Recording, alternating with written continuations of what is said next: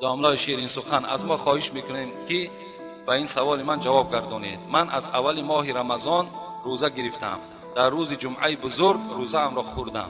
از بیماری آیا روزه گرفتگیم قبول می شود یا نه؟ همینش را درست فهمید. البته قبول می شود. وقتی انسان که بیمار شد، خداوند رخصت می دهد که روزه را بخوره، باکی ندارد. این آیت کریمه هست. وقتی باز رمضان که تمام شد، یعنی چند روزه که تو مثال بیمار شدی، وقتی صحت که شدی، همون روزها را قضایی میگیری. البته روزه تو در نزد خدا قبول میشه. السلام علیکم نام عزیز. قیام نماز پیشین کی می شود که نماز خواندن درست نیست؟ الحال میگن از 12 تا 12:40 یعنی یگان نماز نخوانین که قیام است. حالت قیامت، در همین حالت شما نماز نخوانید. همین داملاهای کلاه همش همین گپا میگن که از 12 تا 12:40. سلام داملای شیرین سخن. از نام یک نفر مخلص شما داملای محترم، من یک سوال دارم، التماس جواب عمیق دهید. من 3 سال پیش طواف خانه خدا کردم. در سن 36 ساله می باشم. بعد از طواف کردن به خود مقصد گذاشتم که هر آن چیزی که خداوند بر من حرام کرده است دست میکشم و با یک دختر از شوهرش برای کودک نکردن جدا شده بود شناس شدم. خوب گوش اندازید. و او را با طریق مسلمانی به نکاح خود در آوردم. و او 5 سال باز زندگی کرده ایستادم و صاحب یک فرزند شدم. این دختر بگیم حساب بیوه گرفتن و سبب کودک نکردنش، این مرد حاجی است. نکاح کرده است، به طریق اسلامی گرفته است. و یک روز شب به خانه در آمدم، زنم را با یک مرد ناشناس در جاگه خود در حالت مادرزادی قپیدم و آنها را یگان گپی گنده نگفتم و والدین زن را یعنی اپش را آوردم و شاهد همین کس زنم را 3 طلاق کردم. داملای محترم، به من گوید که من با این گناهی که 3 طلاق گفتم در نزد خداوند چقدر گناه و عذاب میکشم. به من گوید که تا به گوش خود شنوم. یعنی این برادر، یعنی به سبب این قدر اسلام یک دینی هست که در دل آدم چنان رحمی را پیدا میکند که همان زنی را که در حالتی بگیم زنا با یک مرد دیگر میقپد و به یک سبب طلاق گفتن، این مرد در خوف است و اون زن بدبخت نی. به سبب طلاق گفتنش در خوف است که خدای را چی میگفته باشد، لکن اون بدبخت مردی که در خانه این کس در آمد و این زن بدبختی که این کار انجام داد، اونا از خدا نترسیدند. این برادر انشاءالله تو از جوابگری در نزد خدا با طریق کامل باوری کن که تو خلاص هستی و البته هیچ مرد دیگر برای خود روا نمی بیند در حالتی که زنی خدا با یک مرد بیگانه می بیند و با او دیگر زندگی کند.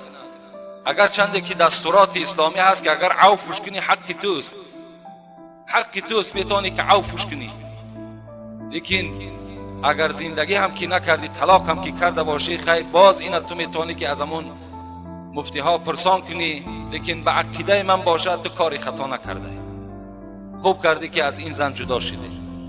یعنی احترام حاجگی را ندانیست، احترام اسلامی را ندانیست. و زمانی که یک بار این بدبخت شده بود، باز مثال در بخت شما مسلمان داخل شد و به قدر شما که نرسید، حال او این است.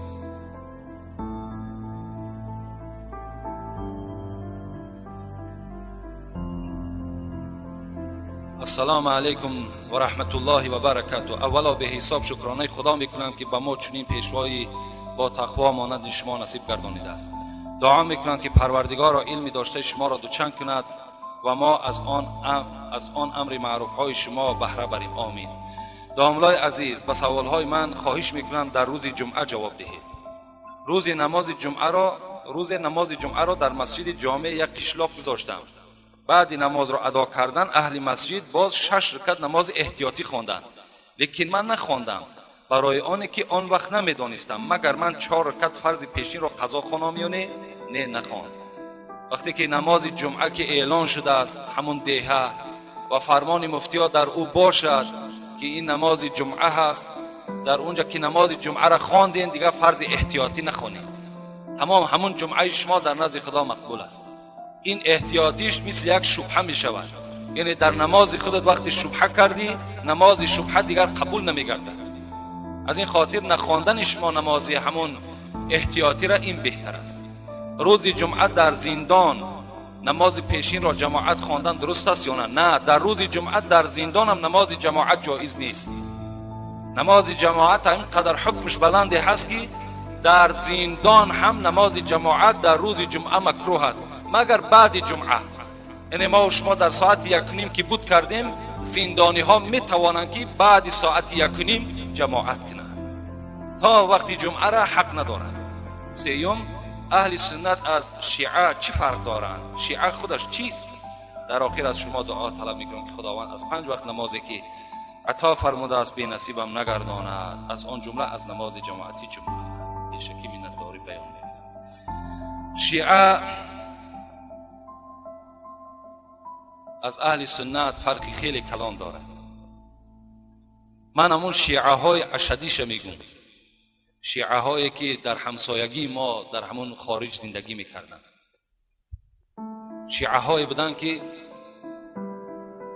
سخنهای اونها را باور کن به زبان آوردن نمیخوام که در بین این مردم باز ممکن شما نفهمین، اونها را من نمیارم، لیکن این قدر میگم که امروز همون هجومه های شیعه مذهبم در بین ما و شما پیدا شده است. احتیاط کنین، احتیاط کنین.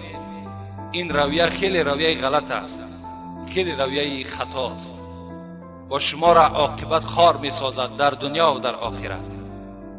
ولا تصوبن احدا من اصحابی، اینجا نون ثقیله است میگه در کلمه عرب. پیغمبر خدا گفتند البته به البته هیچ صحابه مرا دشنام ندهید، لیکن اون طایفه ابوبکر را دشنام میدهند، عمر را دشنام میدهند، عثمان را دشنام میدهند.